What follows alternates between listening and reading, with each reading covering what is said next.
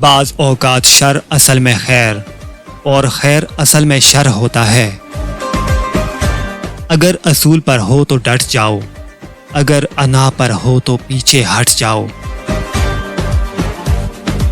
پہاڑ کی چوٹی سے دھند اور ایک بہادر کے سر سے مصیبتیں کبھی ختم نہیں ہوتی۔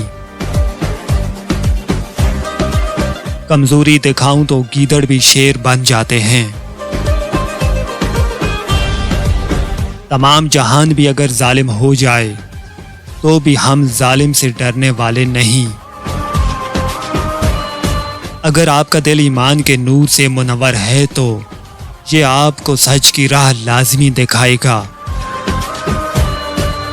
جو بیج اپنے چھلکے کو اترنے نہ دے وہ کبھی ایک پھلدار درخت نہیں بن سکتا۔ اور سب اللہ کی رسی کو مضبوطی سے تھام لو اور تفرقے میں نہ پڑو۔ جب مسلمان اس آیت کی پیروی نہیں کرتے تو بکھر جاتے ہیں۔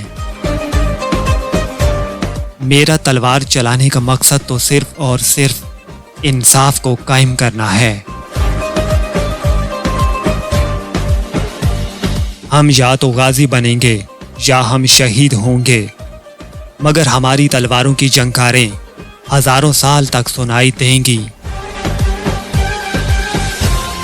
حق کی راہ پر چلنے والوں کو میرا رب کبھی تنہا نہیں چھوڑے گا۔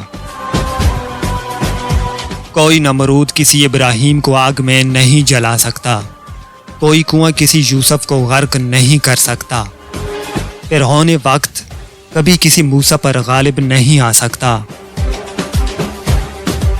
منافق سے ہمدردی دشمن کی تلوار سے زیادہ خطرناک ہے۔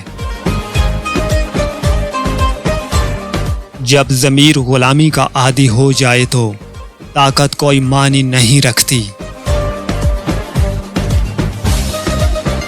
جس کا کوئی خواب نہیں اس کا کوئی مستقبل نہیں۔ جب آپ اپنی دولت دوسروں پر خرچ کریں گے تو یہ زیادہ بھی ہوگی اور اس میں برکت بھی ہوگی۔ جو لوگ انصاف کے لیے لڑتے ہیں کامیابی انہی کا مقدر ہوتی ہے۔ اصل ہیرو وہ ہوتا ہے جو جانتا ہے کہ گرنے کے بعد کیسے اٹھنا ہے۔ ذکر اگر اللہ کا ہو تو لوہا بھی موم بن جاتا ہے۔ ایک دل کو جیت لینا 1000 قلعوں کو فتح کرنے سے بہتر ہے۔ ہم حق کی ایسی آواز ہیں جو ظالموں کو خاموش کروانے کے لیے گونجتی ہے۔